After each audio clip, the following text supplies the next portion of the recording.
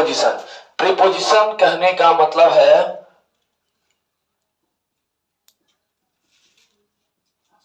Preposition. Preposition कहने का तात्पर्य हो जाता है संबंध बोधक अव्यय।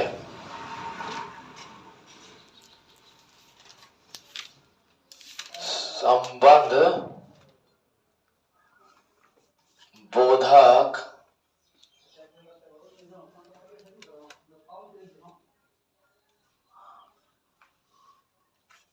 अव्यय।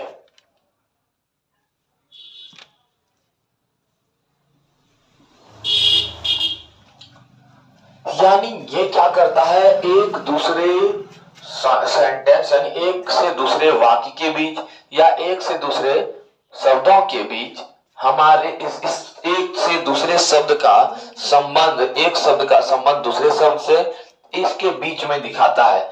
जैसे ए के बीच से बी का संबंध, ए और बीच के संबंध को किसी भी चीज के साथ ये दर्शाता है। ठीक है, तो जिस चीज के साथ दर्शाता है वही चीज हम आपको बताने वाले हैं।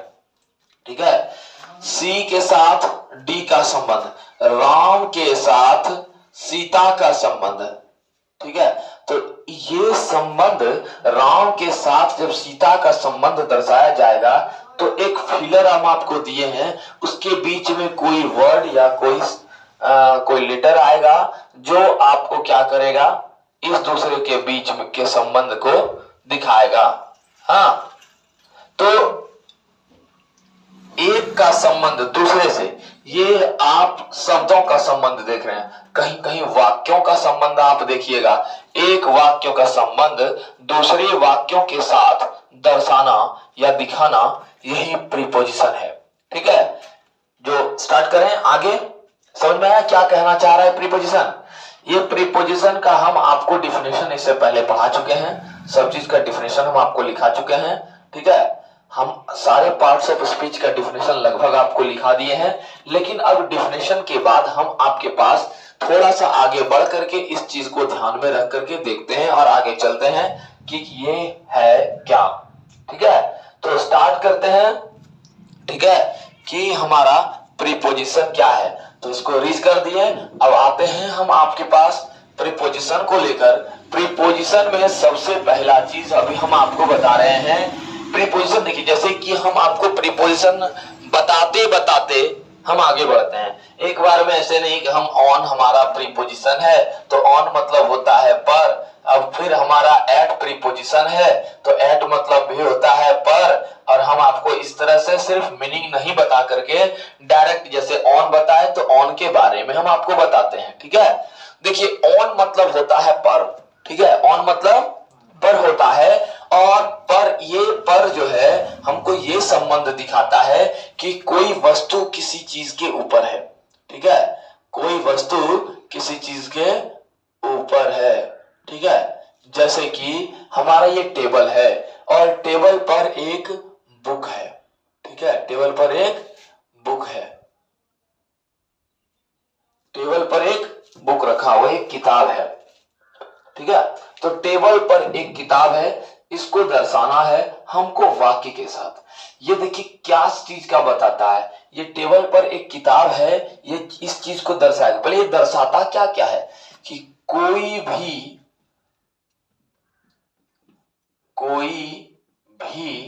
वस्तु किसी चीज के ऊपर हो, किसी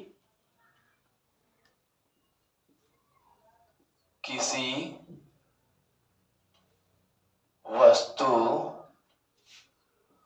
के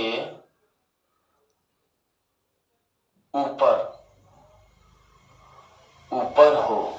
हाँ, कैसे, किस अवस्था में? ऊपर तो हो लेकिन किस अवस्था में हो? सटा हुआ। ठीक है, कोई वस्तु किसी चीज के ऊपर तो हो लेकिन किस अवस्था में हो? सटा हुआ अवस्था में हो। क्लियर है, सटा हुआ अवस्था में हो। सटा हुआ अवस्था में होगा तो हम इसको बोल देंगे कि ये कोई भी वस्तु तो है लेकिन किसी चीज के ऊपर ये सटा हुआ है। क्लियर है? अब सटा हुआ होने का बोध कराता है। एट मतलब और कौन सी, ऑन मतलब और कौन सा बोध कराता है, बताए थे, बताइए। दिन का बोध कराता है, किसी दिन का।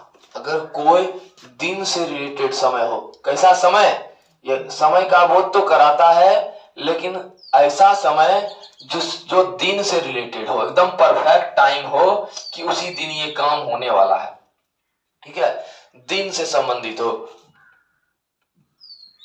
दिन तारीख हाँ से संबंधित हो, तो ये हमारा बोध कराता है। जैसे हम आपको बताते हैं, ये एक टेबल पर एक किताब है, तो क्या है कि पहला स्टेप हम बताते हैं, कोई भी वस्तु किसी चीज के ऊपर हो, और ऊपर तो हो लेकिन सटा हुआ हो। जैसे कि अ बुक एक किताब इज ऑन द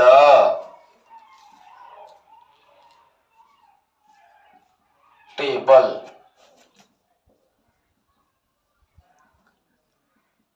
देखिए, a book is on the table, कृपया यहां देखें, a book is on the table, यहां कहने का ये तात्पर्य है कि ये ऑन जो है हमको ये दर्शा रहा है कि हम किसी चीज के ऊपर तो हैं लेकिन सटे हुए अवस्थे में हैं। हमारा जो अवस्था है वो सटा हुआ है। क्लियर है कि हम किसी चीज के ऊपर हैं तो सटे हुए अवस्थे में हैं। जैसे I am sitting, I am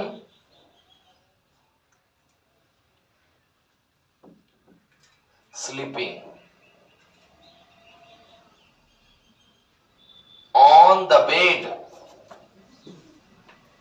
on the bed। on यहां ये दर्शा रहा है कि हम जो सो रहे हैं, हमारा जो सोने का काम हो रहा है, वो एक सेंटेंस का संबंध दिखा रहा है, सॉरी एक वर्ड का संबंध दिखा रहा है दूसरे वर्ड से। पहला संबंध क्या दिखा रहा है कि सो रहा है, यानी मैं सो रहा हूं, कहां, बेड के ऊपर। तो हम बेड के ऊपर सो रहे हैं, यानी हमारा सोने का काम बेड के ऊपर हो रहा है, यानी हम बेड में सटे हुए हैं, ठीक है, हम बेड में अच्छे से चिपके हुए हैं। तो उस अवस्था को हमको दिखाया जा रहा है ऑन के साथ। बुक का संबंध यहां दिखा रहा है टेबल पर होने का। बुक कहां है, तो टेबल पे है, तो बुक का संबंध टेबल के साथ इस प्रकार दिखा रहा है कि एक बुक टेबल के ऊपर रखा हुआ है जो टेबल से चिपका हुआ है। क्लियर। राम जो है वो मंडे को आने वाला है, Ram came on Monday. Ram came on Monday, Ram कब आने वाला है, मंडे को। राम कब आने वाला है, मंडे को। राम मंडे को आने वाला है। क्लियर है, राम कब आने वाला है, मंडे को। तो ये देखिए, राम आने वाला है हमारा मंडे को, जो बताया कि राम जो है सोमवार को ही आएगा। हाँ, राम आने वाला है सोमवार को। हम Ram will come on Monday, Ram come on Monday. Simple future नहीं बना, बना सिंपल फ्यूचर टेंस। सिंपल फ्यूचर टेंस का स्ट्रक्चर बताइए तो। तो यहाँ लगाए हैं सेल विल, तो फिर सिंपल फ्यूचर कैसे कैसे बना, तुरंत मुंडी हिला के बोल देता है। तो हम इस चीज को जान गए, ये एक नॉर्मल सेंटेंस दे रहे हैं, ज्यादा होता है तो हम विल कम ऑन मंडे, यहाँ विल लगा सकते हो आप, ठीक है। सिंपल फ्यूचर टेंस का स्ट्रक्चर क्या बोले, एक बार बोलिए फिर से। Subject plus shall will plus verb one.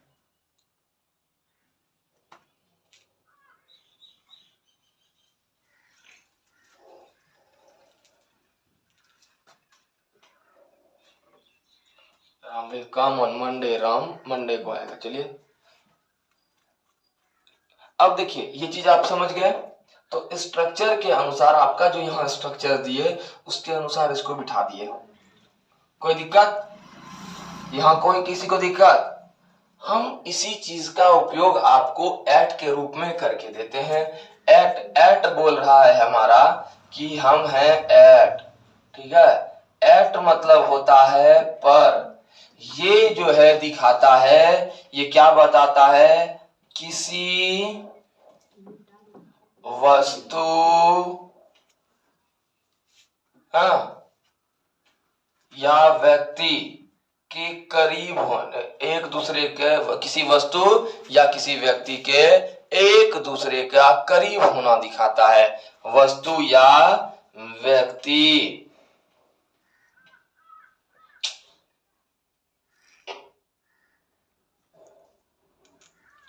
के को एक दूसरे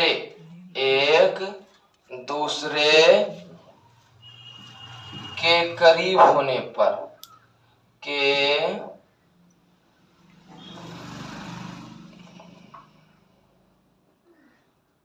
करीब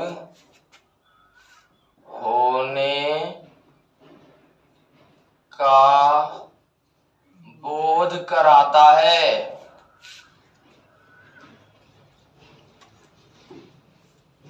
ठीक है। या किसी भी समय, ये समय का बोध कराता है। क्या? समय का बोध कराता है। समय, ये समय का बोध कराता है। ये समय में समय का बोध कराता है, घड़ी वाले समय का। ठीक है। ये समय में किस प्रकार के समय का बोध कराता है? घड़ी वाले समय का बोध कराता है। ठीक है। और ब्रैकेट में अगर नहीं समझ में आ रहा है लिख देते हैं घड़ी वाले समय का, जो घड़ी से रिलेटेड हो। ठीक है। उसके बाद और क्या दर्शाता है? छोटे स्थान, छोटे स्थान का बोध कराता है। बहुत सुंदर। छोटे स्थान को दर्शाता है। छोटे स्थान को दर्शाता है। ये छोटे स्थान के लिए प्रयोग में आते हैं। ठीक है। जैसे हम आपको बताते हैं कि ये पर जो होता है, जैसे कि कोई वस्तु किसी चीज के करीब यानी नजदीक होने का बोध कराता है। तो अगर किसी चीज के करीब होने का बोध कराता है तो हम बोल सकते हैं आई, चलिए रामे आ गया तो रामे दे देते हैं। Ram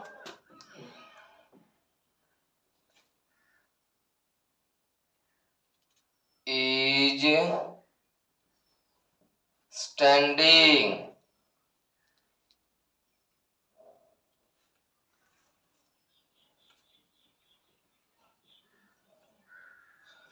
at the door। Ram दरवाजे पर खड़ा है। तो क्या दरवाजे पर चढ़ करके कोई खड़ा रहता है कि दरवाजे के करीब खड़ा रहता है? तो बोलेंगे राम दरवाजे के करीब खड़ा है या राम दरवाजे पर खड़ा है। तो दोनों एक ही अर्थ को देता है। समझ में आ गया? दूसरा है समय का बोध कराने पर।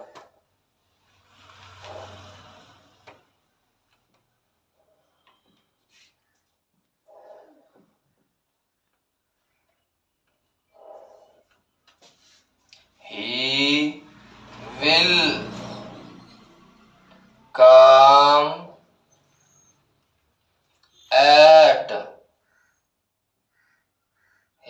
come at 3:30 o'clock। हाँ, 3:30 o'clock।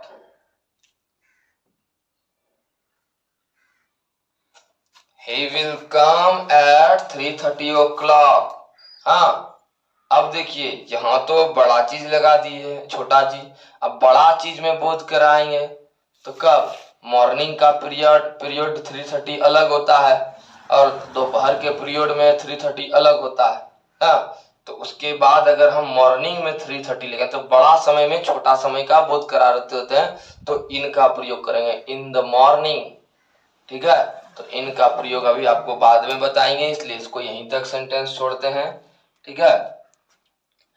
कोई छोटे स्थान के लिए अगर बोध करवाएंगे तो अगर कोई आपसे आपका डिटेल ले तो उसमें अगर पहले आपसे आप पूछा जाए कि आप कौन देश से कौन राज्य से हैं तो क्या बोलिएगा?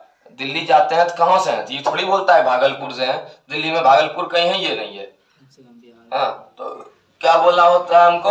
हम बिहार से हैं, है ना? तो बिहार से हैं तो उस जगह पर बिहार में कहाँ से? तो बिहार में बहुत जिला है ना? क्या जिला है? हाँ, तो अब वहां पे क्या बोलेंगे? हम भागलपुर से हैं। हाँ, तो अब देखिए बिहार में भागलपुर आ रहा है तो बिहार के अंतर्गत अगर भागलपुर आ रहा है तो यहाँ भागलपुर के लिए हम एट का प्रयोग करेंगे, ठीक है? लेकिन बिहार के लिए इनका प्रयोग होगा क्योंकि बड़े स्थान हो, बड़ा स्थान बिहार हो गया, छोटा स्थान हमारा भागलपुर हो गया। तो इस कंडीशन में हम यहाँ इसका इस्तेमाल करेंगे। कोई दिक्कत? तो I leave at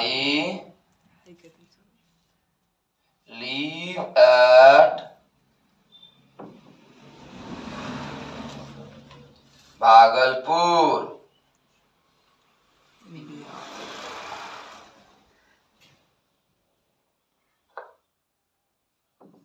I leave at Bhagalpur. इस कंडीशन में हम इस चीज का इस्तेमाल किए। कोई दिक्कत? समझ में आया यहाँ तक? किसको समझ में नहीं आया बोलिए, हम समझाते हैं। मैं भागलपुर में रहता हूँ या मैं भागलपुर से हूँ, ठीक है? यहाँ एट हमारा किसका अर्थ दे दिया? मैं भागलपुर से हूँ या मैं भागलपुर में रहता हूँ, तो दोनों अर्थ से का भी अर्थ दे दिया और पर का भी अर्थ दे दिया। भागलपुर के बाद सर बिहार लगाएंगे उधर। इन बिहार अभी आपको तुरंत हम बताए ना, he will come at 3:30 o'clock in the morning, ठीक है? in the evening, in the afternoon या in afternoon, ठीक है? in afternoon है, in the evening लगता है। क्लियर है? यहाँ तक समझ में आ गया? जैसे सर 3 चीज बोलना, जैसे भागलपुर, बिहार और भारत भी बोलना, इंडिया।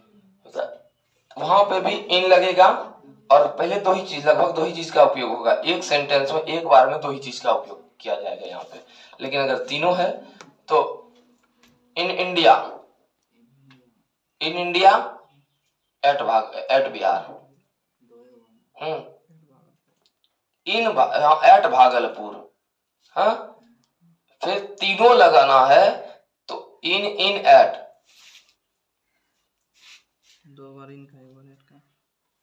तीनों का उपयोग तो अभी तक नहीं देखे हैं, ठीक है? हो भी सकता है, ठीक है? कॉपी। अभी देखिए अगला पढ़ते हैं हम लोग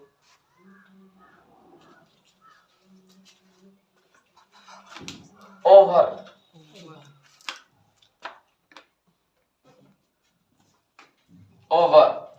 इसको बोलते हैं ओवा। ओवा मतलब होता है पर, ऊपर,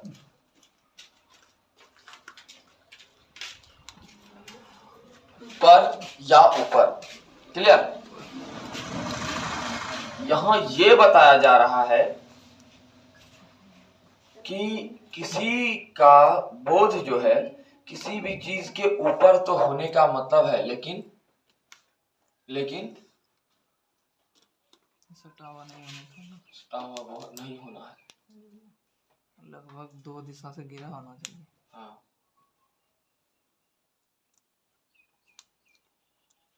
जैसे कि वो कहाँ गया? ओवर मतलब भी होता है पर। हाँ, जैसे अप है, जैसे हमारे ऊपर तो है, किसी भी चीज के ऊपर है, लेकिन ये सटा हुआ ना होने का बोध कराता है। इसमें सटा हुआ ना होने का बोध कराने पर, जैसे कि कोई भी चीज का बोध जो करा रहा है तो ये सटा हुआ ना होने का बोध करा रहा है। और इसमें ये बताया जा रहा है कि भाई हम इस चीज में सटे हुए नहीं हैं। जैसे a fan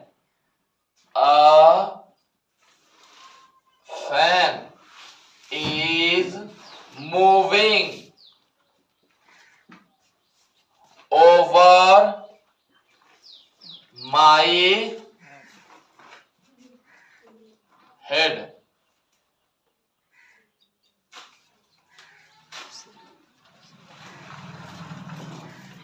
Over my head. एक पंखा हमारे सर के ऊपर घूम रहा है, लेकिन ये पंखा क्या हमको टच कर रहा है? ये पंखा हमको टच नहीं कर रहा है। एक पंखा हमारे सर के ऊपर पे घूम रहा है, लेकिन हमारे सर को वो टच नहीं कर रहा है, छू नहीं रहा है। यही बोल रहा है कि ये सटा हुआ नहीं है। सटा होगा तो छू लेगा, लेकिन सटा हुआ नहीं है। ये हमारे सर से ऊपर की ओर हटा हुआ है, जो कि हमारे सर को टच नहीं कर रहा है। क्लियर? समझ में आया? तो a fan is moving over my head. समझ में आया? छोटा सा। दूसरा प्राइस के ऊपर देते हैं। दूसरा ये कीमत के ऊपर आता है। दूसरा ये बोध कराता है कीमत का। किसका बोध कराता है? कीमत का। देखिए,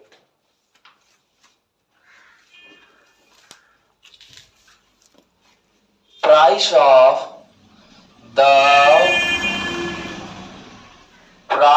of this pen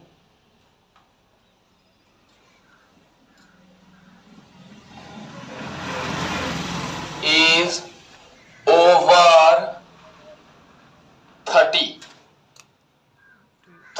रुपीज। हाँ, यानी इस पेन का कीमत 30 रुपए से ऊपर है। लिमिट नहीं है कि कितना है, लेकिन 30 रुपए से ऊपर है। तो इस प्रकार अगर बोध करावेगा तो हम इसको क्या बोल देंगे? Preposition over. ओवर का रूप समझ में आपको आया कि हम ओवर का इस्तेमाल किन किन तरीकों से करेंगे। ओवर का इस्तेमाल हम कुछ इस प्रकार करेंगे, और जो कि हम यहाँ पे आपको बताए। क्लियर? समझ में आ गया? अब बताते हैं अबव। अबव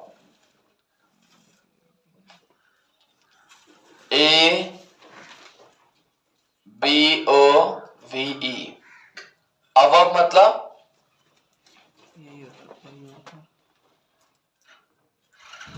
अबव मतलब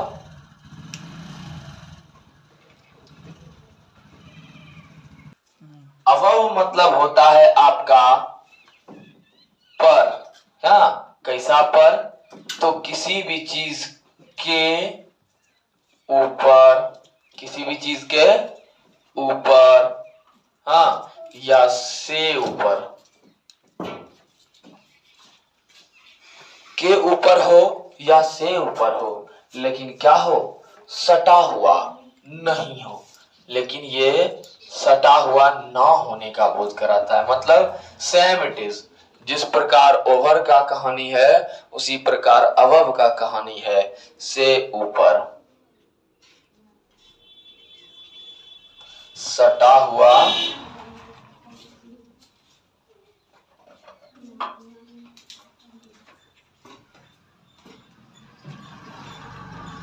ना हो।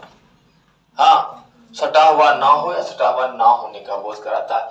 जैसे ये उम्र से संबंधित ले लीजिए। उम्र से संबंधित ले लीजिए। जैसे राम्स एज इज, या राम is above 40। राम 40 से गिनती का बोध ले लीजिए, उम्र का बोध ले लीजिए, गिनती का। यहाँ राम्स एज लिख सकते हैं, राम इज अबव 30। अगर यहाँ से 40 गो 50 गो बच्चा है यहाँ पे, तो राम का नंबर जो है वो 40 के ऊपर है। इस तरह समझ लीजिए। ठीक है, ये गिनती का बोध करवा दिया।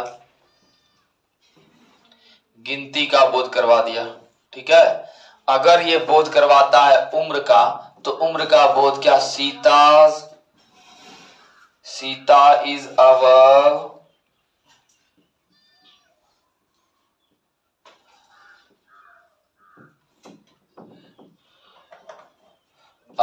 30 year old,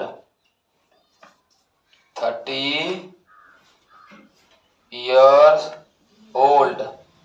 हाँ, सीता जो है 30 वर्ष के ऊपर है, 30 वर्ष के ऊपर है या से ऊपर है, लेकिन एग्जैक्ट पता यहाँ पे इसको नहीं है।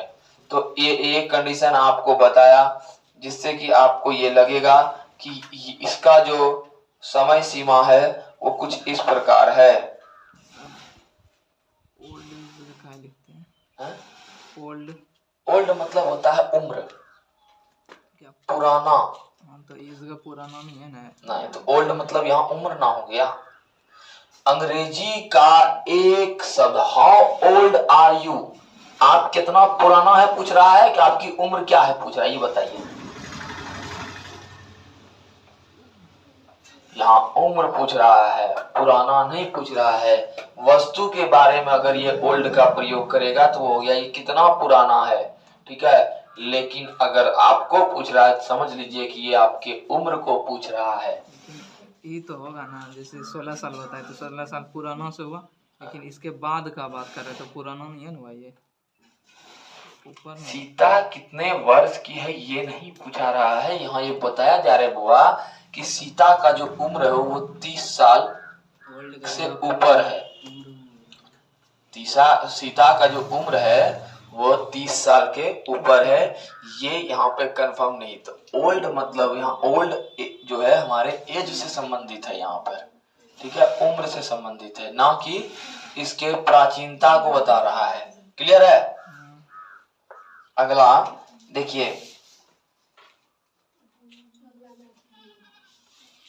हम अभी यहां से गए दिल्ली और फ्लाइट से गए, ठीक है।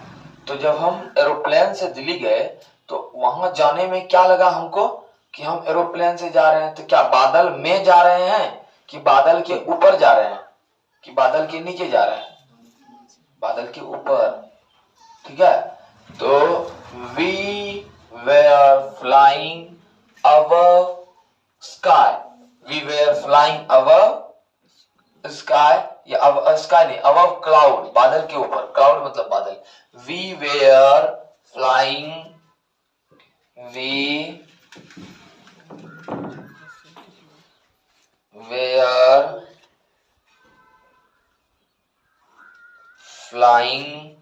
above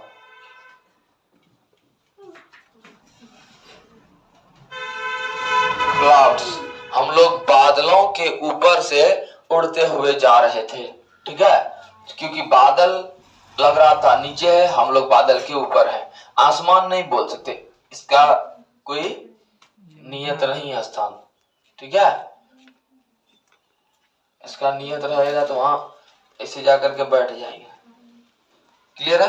तो we were flying above clouds, ये जो है हमको जगह से अगर संबंधित समय के साथ बताएगा तो ऐसा चीज बताएगा जो कि जिसमें कि हम ऊपर तो रहते हैं लेकिन सटे हुए नहीं रहते, नीचे रहेंगे सटे हुए नहीं रहेंगे, लेकिन नीचे जैसे का बोध करा रहा है तो हम तो ऊपर आप बोल दिए अभी बादलों के कहाँ जा रहे थे, नीचे जा रहे हैं। तो अगर नीचे जाते तो इस पे ध्यान नहीं था क्या, पहले लिख दिए हैं। यहाँ नीचे का कहीं तात्पर्य है, इस पे भी ध्यान दीजिए भैया। समझ में आया? क्लियर क्लियर समझ में आया?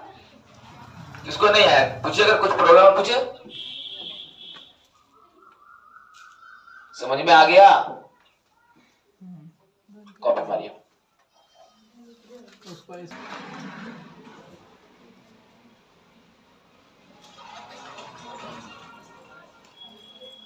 गिनती का बोध करवा रहा है तो क्या, अब क्या बोले, क्या लिखेंगे?